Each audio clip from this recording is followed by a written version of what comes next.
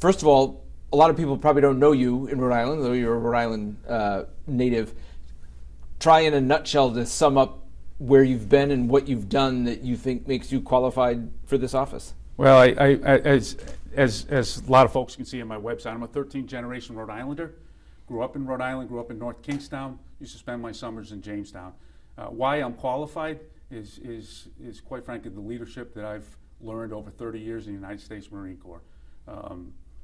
I've operated in all different types of environments, had to deal with all different types of problem sets, some challenging, some not so challenging. That leadership background is what I bring to the table. And when I get out and talk to voters, I'm going to be talking about what I believe in, what I stand for, and what type of leadership I want to bring to Washington, D.C.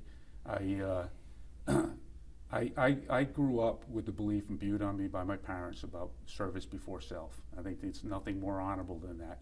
And I'm getting personally tired of politicians that put themselves before the constituents, before their state, and before their nation. And what I intend to bring in Washington, D.C.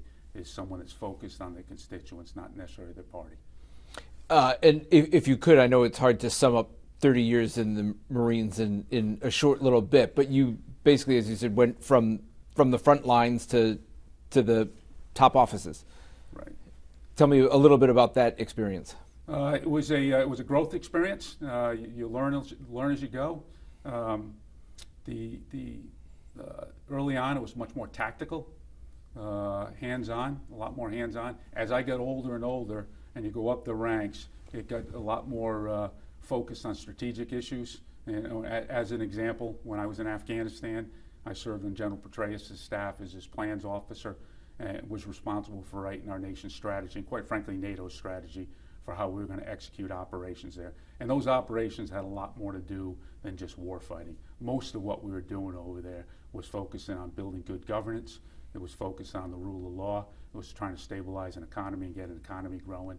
So I've been dealing, and I spent a lot of time while I was on the ground there over at the U.S. Embassy, working with USAID to kind of implement some of those policies that we're trying to do. If you could just give me your assessment of how you think that worked out, and did kind of how things end there under the Biden administration play any role into your decision here? Thanks for the question. I believe while I was on the ground there, and that was 2010, 2011, we were on an upward trend. The Taliban was being pushed back, but quite frankly, good governance was starting to come. We were starting to tackle corruption, which is interwoven in their political system. We were tackling that hard, and I think we were making progress. What happened a couple of years ago with the pullout of Afghanistan, it was greatly disappointing. And I think for most veterans that spent time serving on the ground, that lost friends and family in that country, it was disappointing the way we pulled out. And it could have been executed a lot smoother and probably a lot less loss of, quite frankly, equipment and life. Okay, so politics. So you're running as a Republican, so obviously that would differentiate you from most of the people who are running for this seat. On some of the issues, and I know they've kind of been the hot button issues that are debated, where do you stand on abortion? Would you support any access to abortion, or where do you stand on that issue? Despite how I feel, when I'm talking to voters here in Rhode Island, what they're talking to me about is the economy. Bidenomics is not working for working families. As you well know, food prices are up, fuel prices are up, prescription drug prices up, and that's just to name a few. Rhode Island families need relief. I want to go down to Washington, D.C., if elected, and help bring relief to Rhode Island families. And how do you think that would happen? How do I think that would happen? Bring relief? Yep. I absolutely think we need to improve where we are with the GDP, and I think one of the ways we can tackle that is unleashing the resources we have naturally in this country. And I'm talking about not just renewable energy, but reliable energy. So keep going with fossil fuels. Is that? We produce some of the cleanest energy in the world, and we could absolutely be a net exporter of that energy. Let's face it, Africa and some of these other countries aren't going green tomorrow, all right? So we're still building our grid out in our own country. We don't have the grid to support it ourselves. So we're going that direction. These other nations, these other continents are far behind. 2 or 3 years ago, I was in Accra, Ghana. My eyes stung from the congestion and the pollution that was in the air. If it was us exporting clean energy to nations like that, rather than them getting it from South Sudan, Nigeria, or the Soviet Union, they'd be burning clean fuel too. So I think we need to tackle our energy policy. I think we need to focus on energy independence. And is that a combination of fossil fuels and renewable energy, or?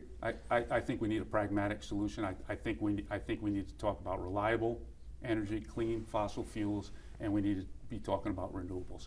We need to attack this problem across the board. In military terminology, we call it a grand strategy with respect to energy policy in this country. Okay, I'll get back to my abortion question, though. So where do you stand on abortion? Because obviously there's a clear difference between most Republicans and most Democrats. Well, Brian, as you well know, in the state of Rhode Island, we passed abortion laws in 2019. I believe the people in the state have spoken, and I firmly believe this is a state issue, and it needs to stay with the states. And so you would not do anything in Congress to either restrict abortion access or expand access? If it came to a vote, though, how would you vote? I'm a firm believer in states' rights. I'm going to Washington, D.C. to fight for state rights. I don't think we need government overreach in every aspect of our life. But I will tell you this. I've buried more Marines than I care to remember. I absolutely believe in the sanctity of life. I do not believe taxpayers ought to be funding abortions.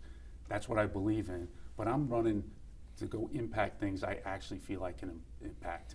I will protect Rhode Island rights, and I will fight for Rhode Islanders in Washington, D.C. on things I can actually affect. That said, I know one of the other big issues is whether the federal government should enact an assault weapons ban. Most of the Democrats seem to be pushing for that. Most of the Republicans not so much. Where do you stand on that? Would you oppose an assault weapons ban? Thanks for the question. First of all, every time I was promoted in the United States Marine Corps, I took an oath to support and defend the Constitution against all enemies, foreign and domestic. I believe my role as a congressperson, if elected, is to protect our civil liberties. That said, I'm also a parent of 4. All right, and I don't think any parent wants to put the kid on a school bus and pray that they come home at the end of the day. So what I do think, whether it's a mental health issue, whether it's a resource issue, or whether it's a gun issue, I think we need to do as a nation, and I think our politicians in Washington, D.C. need to do in a bipartisan manner, is come up with some sensible solutions that protect our civil liberties and protect our families. Okay, so I get on an assault weapons ban, would you not support one, though? It sounds like no, you would not. But I don't want to put words in your mouth. If it came to a vote, what would you do? I think we can come up with a sensible solution, Brian. Sensible solutions that balance our civil liberties and protect our families. For most Republicans, the issue with Donald Trump comes up because he's kind of a litmus test. He's the Republican frontrunner for president. We had January 6th, which, depending on who you listen to and what magnitude that was and how it affected the country. What do you think of Donald Trump? I do not know Donald Trump personally.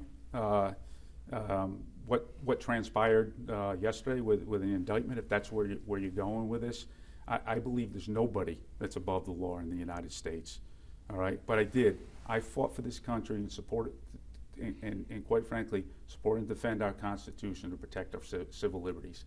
And I think every American, including Donald Trump, has a right to a due process, he has a right to a speedy trial, and he has a right to a jury of his peers. I'll let that process play out and see where it goes. Politically speaking, would you support him if he's the Republican nominee or wins re-election? Are you a supporter of Donald Trump politically? I will tell you this. We're in 2023. There's a primary here in September, and there's a general election in November. That's what I'm focused on. I think there's plenty of good candidates, great candidates on the Republican side, and we're a year. A lot can change between now and a year from now. Let's let the Republican voters decide next year on that. This year, I want to focus on the voters in CD1. I want to get out and meet them. I want to talk to them about who I am. I want to talk to them about, quite frankly, principles above politics. All right, I'm tired of politicians, and I want to bring real change and real leadership to Washington, D.C. That said, the 1st Congressional District in Rhode Island, by all accounts and conventional wisdom, is a heavily Democratic district. Do you think a Republican like yourself can win in CD1? Well, it's been done before. Ron Makeley was elected out of this district. I absolutely believe when I get out and I meet the voters and talk to them and talk about the issues that really matter to them, and I tell them my story and what I stand for, I absolutely believe I can win this election in November. Absolutely. There are people of varying backgrounds in this race, including on the Democratic side, as I mentioned, somebody else who was in the military and was at the War College.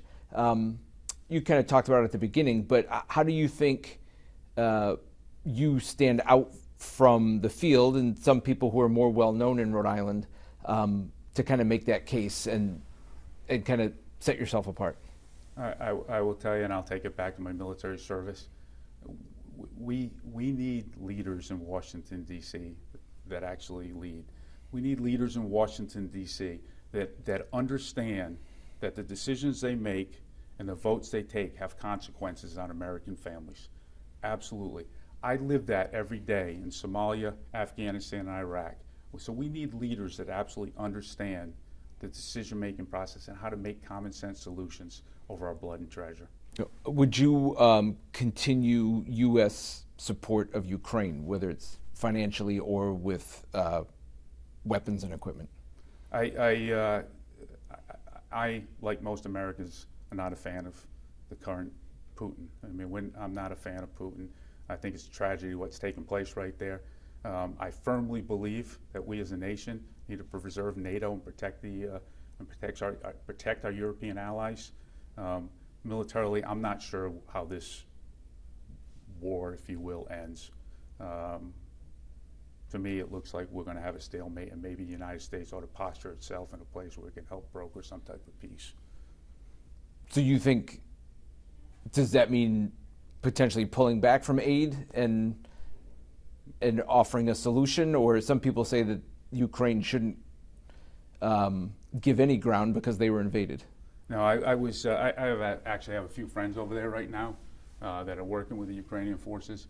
I believe our current approach is probably the best approach, but I think at the end of the day, we as leaders in D.C. and quite frankly in the White House need to be monitoring this pretty closely and figure out how this thing's going to end. I don't think we want a war that's just going to go on and on and on endlessly. So I think we need to come up with a solution. I don't know if that's the role I'd play down in Congress. I think that's more what the president's job is, but it's something we ought to look at. But up to this point, I have supported the direction we've gone as a country. Anything else you want to add?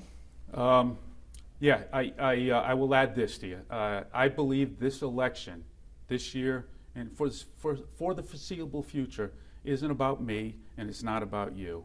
I believe this election is about our grandkids and our great-grandkids and what type of America we're leaving behind.